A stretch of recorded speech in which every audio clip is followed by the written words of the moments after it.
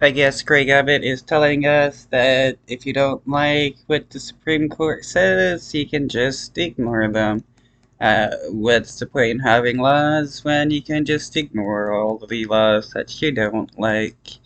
He's bringing in more razor wire to Shelby Park after the Supreme Court ruled that they should be taken down and that the feds can cut them down if they want. State of Texas is adding more razor wire and fencing to a border park in Eagle Pass. Crews are scrambling, though, to make changes as the Rio Grande is rising.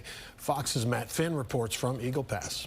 A Fox drone capturing truckloads of new fencing arriving in Shelby Park in Eagle Pass. Nearly every day, Texas is fortifying its razor wire barrier on the property while defying the Biden administration's demands to allow Border Patrol agents back in. Texas is no longer allowing migrants to freely cross into the park, where last month up to 4,000 a day were entering. Around sunrise today, migrants... Does this mean, like, citizens can just ignore state laws that they don't like if Greg Abbott can ignore, Supreme Court rulings?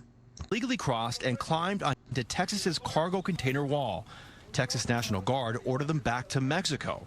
The migrants did not comply, and Texas DPS arrested them for criminal trespass. At the edge of the park, the Rio Grande River is dramatically rising. Texas is pulling its massive cargo containers away from the water, which Texas DPS warns is potentially lethal for migrants to cross right now. Also on the southern border to the west in Jacumba, California, Fox was there as SUVs dropped off dozens of migrants who illegally breezed right through a border wall. A U.S. Customs and Border Protection source tells Fox News there were more than 1,300 Border Patrol apprehensions in the San Diego sector yesterday alone.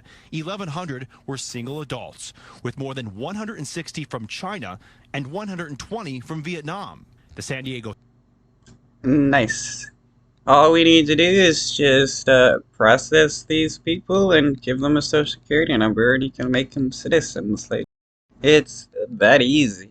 Sector has seen more than 100 Chinese nationals each day over the past week. And here in Eagle Pass, the month of January is typically a slower month for migrant arrivals. So as the weather warms up over the next couple of months, we'll likely get a clearer picture about whether Texas's razor wire barrier is ultimately deterring